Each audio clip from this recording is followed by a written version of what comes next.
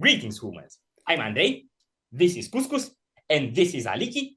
Welcome back to the Windmill Full of Corpses. We're on part 2 of recording to 8 Lives Down new album Fates, and this time we have Dog's Breakfast, and we have yet to see whether it's about an actual dog, although I suspect it isn't. Okay, sharing screen. Dog's Breakfast. I already heard this song a number of times because it was performed live repeatedly, but I never heard the studio version. And I don't know the lyrics. So, here we go. Are you ready? Yes, by the way, if you hear an amazing voice in the background, it's like, you know the Balkan, like, megaphone. Please tell me that you have this in Romania. Yes, I'm pretty sure we do. Okay, cool. We have it in Greece as well. I live in Croatia, for anyone watching. We have it everywhere in the Balkans. And he's just passing by in slow motion. So, yeah. I'm gonna need you to stop talking for a bit so I can see if I can hear him. Very, very slight. Very slightly. I think we'll be fine. Okay, here we go.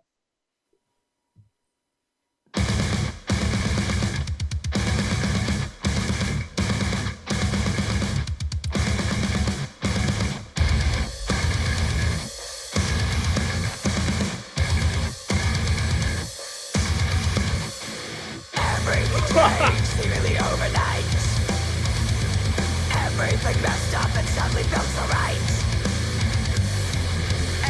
Everyone covered eyes and nails and climbed inside the anthill of despair and death to practice learned helplessness. Woo!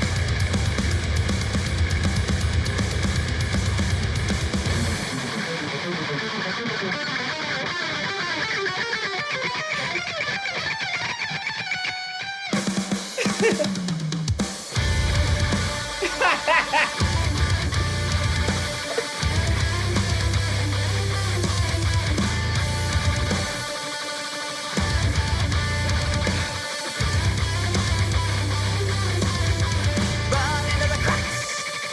Calling, crowds into your backs. Murder. Gasping in attack. Falling, stalled, right in your tracks. Bullseye.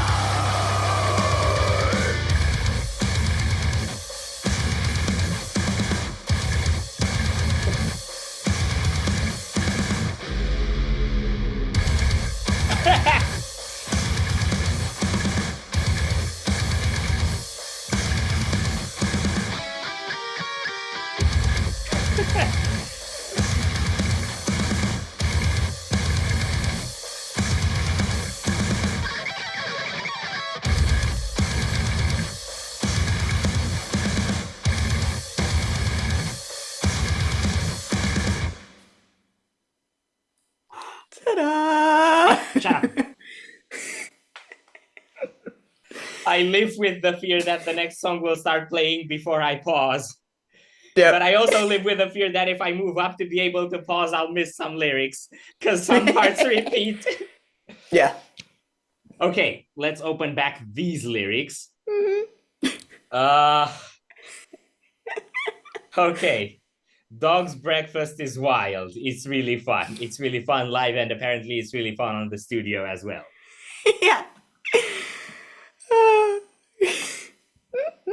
Okay, let's see where I even grab this thing. I can tell you where you grab it. The first thing that comes to mind with Dog's Breakfast is, and that is how you write a song with no guitar solo. We have to really debate what a guitar solo is, because the second part of that instrumental section, the guitar was in the forefront and it was doing things that were not riffs. Yes. So then if it's not a solo, then what is it? It has a lot of licks. It's got a lot of little runs, but there is no official guitar solo in this song. Eight Lives Down only has one guitarist, Paul, but I have the feeling that there is double guitar recorded on the studio version. Like when all the licks are happening, there's also riff. There isn't just bass on the background, right? Yeah. Okay. Yeah. Which is why it's really fun to come see us live. You don't have any track for the second guitar live, do you? No, of course not. So this is why it has more beef on the studio version. Yeah, it's got more beef on the studio version, but I would argue that live, it's still solid. I've seen it, I confirm. Okay, I'm just gonna pick with the start of the lyrics. So everything changed seemingly overnight, everything messed up and suddenly felt so right. Everyone covered eyes and ears and climbed inside the anthill of despair and death to practice learned helplessness. So it's it's like a paradoxical combination of like, when we do the fucked up shit, we feel right, and when we hurt ourselves, we actually feel safe. Why?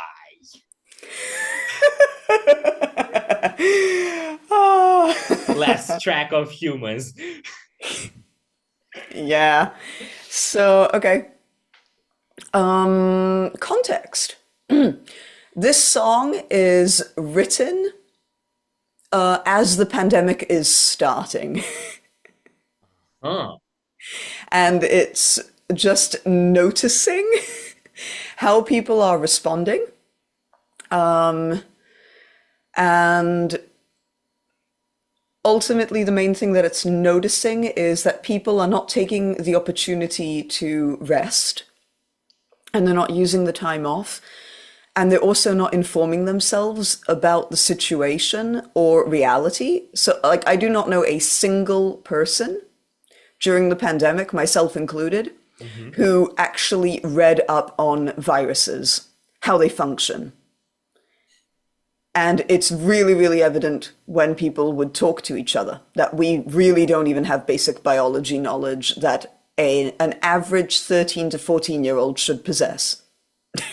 If you look at worldwide curriculums in schools. But I I feel so called out now. I don't remember my middle school biology. And Hey! I was getting straight A's in biology, but I don't Me remember too. it. I also don't remember it, but I know that I don't know shit. Um, and I also know that I did nothing about it. And so, what I was thinking. Okay, the first one is just the situation. Mhm. Uh, Yeah, you Carry start by on. giving context. Yes. Um, Run into the cracks, crawling, graft. What does the word graft mean? This is an English word I actually don't know. Yeah. Okay, so rather than because whenever humans are like, "What is this?" It's like always go to a dictionary. Okay, so okay. Dictionary is not fantastic for this one. But wait, oh my god, too many screens. Ah, so many screens. Okay, so to graft, Mhm. noun, a shoot or twig inserted into the slit on the trunk or stem of a living plant from which it receives sap is option number one. Option number two is the medicinal thing, which is a piece of living tissue that is transplanted surgically. Mhm. So you transfer one blob to other location. Amazing. Mhm. Ah! Okay. Transplanted. Think transplanted. Okay. So why does the transplant in this, I suppose, chorus or pre-chorus or whatever exactly it is, end in murder? Right. Okay. So in the again, written in the context of a pandemic, Mhm. you're really just seeing how humans decide to collectively respond to death Mhm. and to things that will lead to death. Mhm. And depending on the behavior, Mhm. whether it is passive or not, Mhm. whether complicit or not, uh, murder is just around the corner when death is involved. Hi! Yay! I wouldn't think about it too much. Okay. Okay. We'll leave it alone then. Everyone covers your eyes and ears and join us in our bubble of despair. Watch while I march along, a proud pariah of ignorance without bliss or hope, of salvation in helplessness. In this, I see, I suppose, some people's self righteousness in acting like they know what's going on and justifying their, I, I assume, paranoid or delusional views that they may have as being rooted in fact. Yeah. You also, basically, when I heard the riff of Dog's Breakfast, the Mm-hmm. thing that came to mind was that there was no breathing space in the riff. It's very dense. Yeah. So I was like, ooh, this is really dense. And it's really difficult. Like, whilst the guys were practicing the beginning of the song, Mm-hmm. I was like, again, can't think. So then I was like, oh, I can't think. And we're on and we're on the verge of like national lockdowns happening because there's a pandemic. I can't think. There's too much noise, there's too much information, and the information isn't clear. And most people are scared and stressed. This is a wonderful environment to magnify and develop cult-like thinking and cult-like behaviors. And I bet that the pandemic is going to lead to politics becoming even more cult-like than they've been since like the 50s. Which it did. Yeah, which it did. Which is like, yay, Dog's Breakfast is going to survive in relevance. Boo. But yay. So so then I was like, oh, so let's do it so that we get the self-righteousness, like we get the situation, here's the context, then we go to the self-righteousness, and then that can really just be ramped up really easily to become a cult leader. It's gonna be great. Ta-da! Nice. Really nice. Also really not exactly nice, but it's nice because it's not nice. It's a paradox. This part here, remember, you are merely a pawn. It is imperative you remain within the confines of your role. Yeah. You literally sound, your voice sounds like a politician giving a speech when you do that part. Yay! How intentional is that? Because I assume it's at least to some degree. And what role does it play within the context of the song? So for me, it is. For me, it was important that it sounds strange and still like me, but not like me. Because, if you get an average person and you tell them, oh, like this human did something bad, they usually just slap it's because they're a bad person. I'm a good person. I would never do that. And just degrees of artificial separation. Same for cult leaders. Like if we get 100 people off the street and we're like, would you ever become a cult leader? Like, I would never. I would never manipulate people. I'm so good. Where it's like, fuck off. So I want this kind of comfort degree of separation, but not absolutely different. I want it to have this kind of elongated weirdness that kind of, like, you're transfixed and you get more distracted about the way that I'm saying what I'm saying rather than what I'm saying. Like, you're not paying as much attention to the context, which is very similar to what politicians and religious leaders do in their speaking pattern. And this is nerdy and this is just me.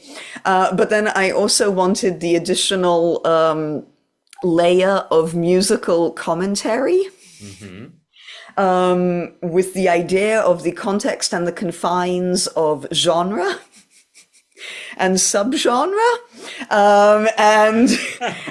and the do you belong, do you not belong, and how you dare leave the limits of this barrier. And for that, I was like, okay, so I need to take someone who is really, really, really significant in metal, and I need to imitate them, and I need to pick someone who is undisputably epic. And so, obviously, Rob Halford, Judas Priest. No one's going to be like, oh, it's not metal. It's like, shut up. Like, just no. There are like 3 people that you don't dispute. Halford, Dio, Bruce Dickinson. It's like, it's metal. You might not like it, but it is what it is. Those are exactly who I was thinking about. After you said Rob Halford, my brain went Dio Dickinson. And they're not even artists I'm big on. I haven't listened to most of their discographies, but they're just icons. Like they're drilled in anyone's head as this is metal. Yeah. And the thing is that I really like Rob Halford. I really like Judas Priest. And so what I was thinking of is that sometimes Rob Halford chooses to roll his R's. It's not something that he naturally does, but he makes the choice to like roll. And he does this especially in like Painkiller. And if you listen to Painkiller and like you, don't ask me what I do in my free time, but if you listen to Painkiller and you underline all the R's, they are not all rolled. So it's totally random and unpredictable when he's going to roll and when he's not going to roll. So I was like, great. We're going to roll some of the R's and we're not going to roll some of the R's during this sentence. And we're going to like do a hat tip to Rob Halford. Just like, yeah. And then also, of course, I mean, I imagine that even though the context for Painkiller is very, very strange, because it's very campy and it's very, like, you can tell that the band has a sense of humor immediately. But stereotypically, the rolling of the R's musically happens in British punk music because the upper class roll their R's. So it's highlighting this disparity of class systems. And it's attributing sentences to them and narratives to them, and they're always in a position of power and authority. So I was like, oh, hi. The amount of things happening in this part are insane. This is so cool. I know. It's just me having fun. But I love how you said, don't ask me what I do in my free time, and then proceeded to tell us exactly what you do in your free time. Yeah. Okay. There is more I wanted to ask you about how the song is written and delivered more than the lyrics. I'm going to get into the last part of lyrics as well. But throughout the instrumental bridge section and also throughout the outro, you have these guitar licks that sort of start running and then get stomped down. Yeah. To me, that's like a suggestion of human or brain or whatever starts to think, and then they're cut off. Yes. As by external authority. Is that an intentional suggestion? Yes. It comes across so well when you see the lyrics. Yes. It's so well done. Yeah. Anyone it's who also it's also the reason why there isn't a proper guitar solo. Because like the guitar solo is when the guitar breaks free from the constraints of the song and expresses itself. And we're like, no, not in this context, no. So yeah. This is genius. Joy. If person watching, if you couldn't tell that was the intention with the way the guitar is done, you're the problem. It's not that. It's like, have more faith in us. We're using our brains. I know. I like antagonizing my audience every now and then. It comes with a certain degree of sarcasm and with wanting to see whether they can realize it's not intended 100% real. Yep. Take a joke. Okay. Do not question authority. Know your place and never question me. Do not break the chains that free you. Do not cut the leash that leads you. All of that. Yeah. Whether you attribute it to society as a whole or just to one abusive figure in one abusive relationship, it looks to me like essentially the typical way of an abuser convincing their victims that they need them. Yep. Yay. I think we've reached the end of Dog's Breakfast. Mm-hmm.